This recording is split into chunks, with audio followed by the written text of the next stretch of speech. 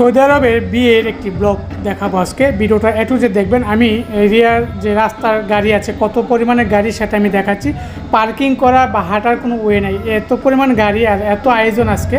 তো এই ভিডিওটা আমি রাস্তায় দেখাচ্ছি। এখন আমি প্রবেশ করব ভিতরে, বিয়ের যে ওয়েডিং হল আছে সেই হলের ভিতরে প্রবেশ করব। দেখেন তারা কিন্তু নাচ গানে আনন্দের সাথে মাতিয়ে তুলছে। আমি আপনাদের দেখাই, দেখেন। যদি আমি ভিতরে চলে আসলাম আপনাদেরকে দেখানোর জন্য ক্লিয়ারলিভাবে।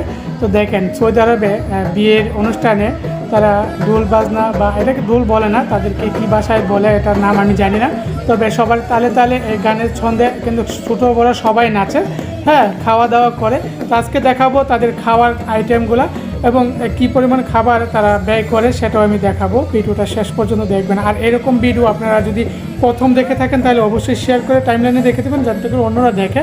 আর আজকের এই ভিডিওটা দেখে আপনার কেমন লেগেছে কমেন্ট করতে ভুলবেন না। হ্যাঁ, আপনাদের দেখানোর সুবিধার্থে কিন্তু এই ভিডিওগুলো আমি করে থাকি, যা আপনাদের সাথে শেয়ার করে থাকি প্রতিনিয়ত। ঠিক আছে, দেখেন। হ্যাঁ, আমিও কিন্তু আছি। আমি একটু ফোন ক্যামেরা দিয়ে আমি আমার দৃশ্যটা তুলে নিয়েছি। আপনারা কমেন্ট করতে ভুলবেন না কেমন লেগেছে আজকের এই ভিডিওটা। হ্যাঁ, অবশ্যই শেয়ার করে দেবেন অন্যদের দেখার সুবিধার্থে। তো আমি এখন চলে যাব খাবারের রুমে।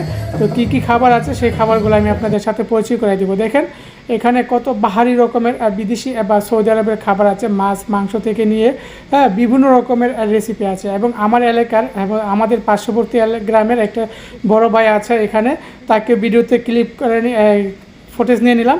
দেখেন কেউ যদি আমার এলাকা থেকে থাকেন ওনাকে চিনেন কিনা জানাবেন। খুবই একজন ভালো মনের মানুষ, ওনার সাথে পরিচিত হয়ে অনেক ভালো লেগেছে। তো দেখেন খাওয়া দাওয়ার শেষে কতগুলো ডিশ তারা খাবার অপচয় করে।